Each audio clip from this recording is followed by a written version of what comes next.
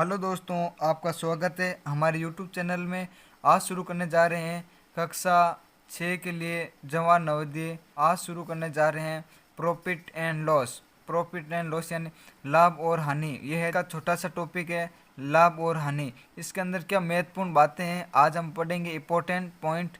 कल से शुरू करेंगे इसके क्वेश्चन आंसर। आज हम पढ़ेंगे इसकी थ्योरी, जिसका इसके अंदर पहला नाम है क्रय मूल्य। क्या नाम है? क्रय मूल्य। अब हमें पता होना चाहिए क्रय मूल्य किससे कहते हैं, विक्रय मूल्य किससे कहते हैं, लाभ क्या होता है, हानि क्या होते हैं, लाभ प्रतिशत क्या है, हानि प्रतिशत क्या है। इसे जानने के लिए हम शुरू करने जा रहे हैं हमारा टॉपिक। आज का टॉपिक है लाभ और हानि, जिसके अंदर पहला आ रहा है क्रय मूल्य। अब आपको पता होना चाहिए कि क्रय मूल्य किसे कहते हैं।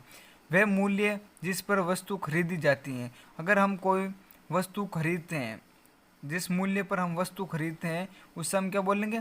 क्रय मूल्य। क्या बोलेंगे? क्रय मूल्य। अगर आप किसी दुकान पर जाते हैं, अगर आप पेन खरीदते हैं, क्या खरीदते हैं? पेन। अगर पेन का मूल्य 5 रुपये है, कितने रुपये? 5 रुपये।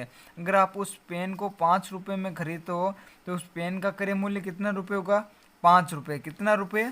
5 रुपये। अगली हेडिंग है विक्रय मूल्य। विक्रय मूल्य किससे कहते हैं? वह मूल्य जिस पर कोई वस्तु बेची जाती है। वह मूल्य जिस पर कोई वस्तु बेची जाती है। अब विक्रय मूल्य का मतलब होते हैं, अगर आप कोई वस्तु बेचते हैं उससे हम क्या बोलेंगे?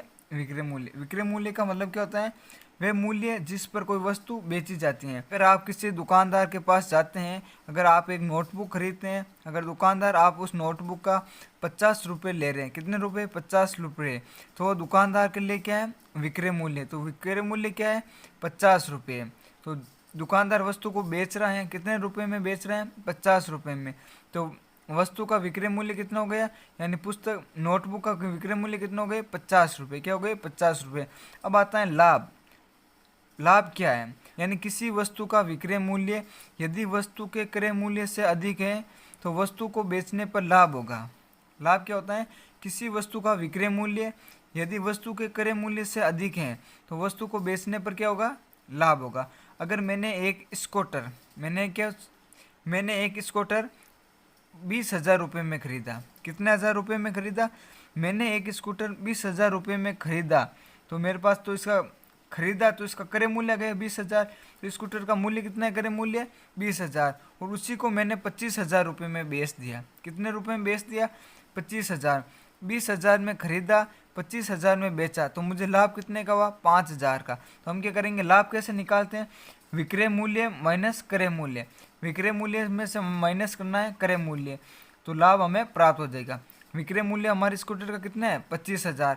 माइनस करेंगे क्रय मूल्य। क्रय मूल्य मेरे पास कितने हैं? 20,000। तो 25,000 में से 20,000 को माइनस करेंगे तो मेरे पास लाभ कितना आ गया? 5,000। कितने का लाभ आ गया? 5,000 का। इसी प्रकार हम ज्ञात करते हैं प्रतिशत लाभ। अब प्रतिशत लाभ क्या होता है? अगर हम वस्तु को हमें लाभ होता है, अगर मैंने स्कूटर 20,000 में खरीदा और उसको मैंने 25,000 में बेचा तो मुझे लाभ कितने का हुआ? 5,000 का। कितने का हुआ? 5,000 का। वो कितने पर हुआ? 20,000 पर। कितने पर हुआ? 20,000 पर। तो लाभ बट्टा क्रय मूल्य। प्रतिशत लाभ का सूत्र क्या है? लाभ बट्टा क्रय मूल्य इंटू 100। लाभ बट्टा क्रय मूल्य इंटू 100। लाभ बट्टा क्रय मूल्य इंटू 100। यानी मैंने स्कूटर 5,000 का लाभ हुआ, कितने में खरीदा? 20,000 में, इंटू 100। तो लाभ प्रतिशत का सूत्र क्या है? लाभ बट्टा क्रय मूल्य इंटू 100। अगला टॉपिक है हानि। क्या गई? हानि।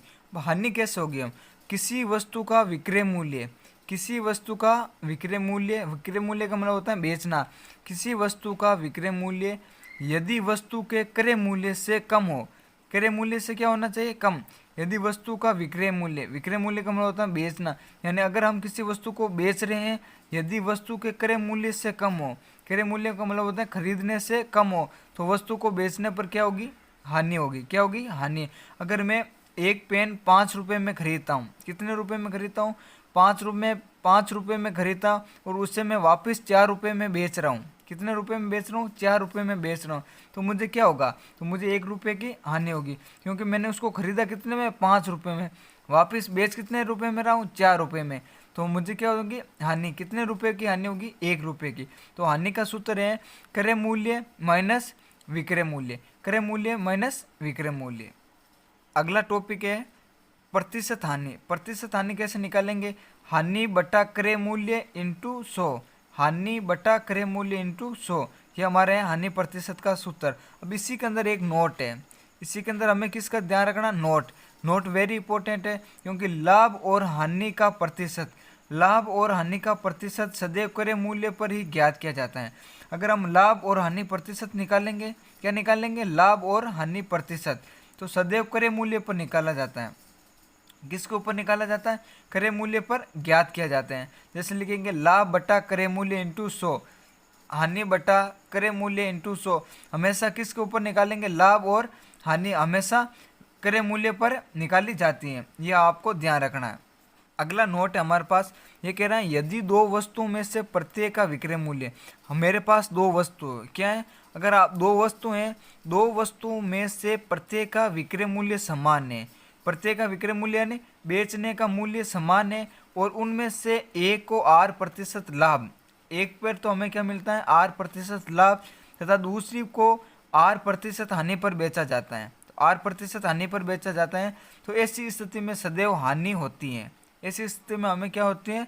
हानि होती है। जो कैसे निकालेंगे? R² बटा 100%, R² बटा 100 इंटू प्रतिशत के बराबर होती है। अगला है ना इंपॉर्टेंट पॉइंट है, जिसे हम नाम दे रहे हैं शौर्य पॉइंट। क्या नाम दे रहे हैं? शौर्य पॉइंट। ये लाभ और हानि का सबसे मोस्ट पॉइंट है जो आपको बता रहे हैं, जिसको हम नाम दे रहे हैं शौर्य पॉइंट। क्या नाम दे रहे हैं? शौर्य पॉइंट। ये कह रहे हैं यदि कोई वस्तु 8% लाभ पर बेची जाती है, अगर कोई वस्तु है उसको 8% लाभ पर बेची जाती है, तो वस्तु का विक्रय मूल्य क्या होगा? तो वस्तु का विक्रय मूल्य कैसे ज्ञात करते हैं? वस्तु का विक्रय मूल्य ज्ञात करने का सूत्र है क्रय मूल्य into 100 plus R, 100 plus R यानी आर लाभ बटा 100, यानी क्रय मूल्य कैसे ज्ञात, विक्रय मूल्य कैसे ज्ञात करेंगे? क्रय मूल्य इंटू 100 प्लस आर बटा 100, या गए वस्तु को 8% लाभ पर बेचने पर विक्रय मूल्य ज्ञात करने का सूत्र। दूसरा क्या कह रहे हैं? यदि कोई वस्तु 8% हानि पर बेची जाती है, किस पर बेची जाती है? यदि कोई वस्तु 8% हानि पर बेची जाती है, तो वस्तु का विक्रय मूल्य कैसे ज्ञात करेंगे? अगर हानि हो रही है तो क्रय मूल्य into 100 minus R, 100 minus R बटा 100, 100 माइनस आर बटा 100, यह आ गए मेरे पास हानि प्रतिशत निकालने का सूत्र। हानि प्रतिशत बेचते हैं तो विक्रय मूल्य ज्ञात करने का सूत्र। अगला सूत्र है हमारे पास, ये कह रहा है यदि कोई वस्तु 8% लाभ पर बेची जाती है, अगर आपके पास कोई वस्तु है उसको 8% लाभ पर बेचते हैं, तो वस्तु का क्रय मूल्य क्या होगा? वस्तु का क्रय मूल्य क्या होगा? विक्रय मूल्य गुणा 100, विक्रय मूल्य गुणा 100 बट्टा 100 प्लस आर, 100 प्लस आर, यानी जो भी 8% बेचते हैं उसका आर की वैल्यू में यहाँ पर रखना है। क्या गई क्रय मूल्य? यानी विक्रय मूल्य गुणा 100 बट्टा 100 प्लस आर। अगला हमारा टॉपिक, अगला और लास्ट पॉइंट है हमारे पास। लास्ट पॉइंट क्या है इस टॉपिक का? यदि कोई वस्तु 8% हानि पर बेची जाती है, अगर मानना कि आपके पास कोई वस्तु है, यानी उसको 4% हानि पर बेचते हैं, कितने पर? अगर आपके पास कोई वस्तु है 4% हानि पर बेचते हैं, तो वस्तु का क्रय मूल्य क्या होगा? वस्तु का क्रय मूल्य क्या होगा? तो हम कैसे ज्ञात करेंगे? विक्रय मूल्य इंटू 100 बट्टा 100 माइनस आर, 100 माइनस आर निकालना है। तो इससे हमें क्या ज्ञात होगा? यानी वस्तु को बेचने पर वस्तु का क्रय मूल्य। अगर हमारा वीडियो अच्छा लगा तो वीडियो को शेयर जरूर करें। जो भी जवाहर नवोदय की तैयारी कर रहे हैं बच्चे, वो हमारे वीडियो को ज़रूर देखें। जय हिंद।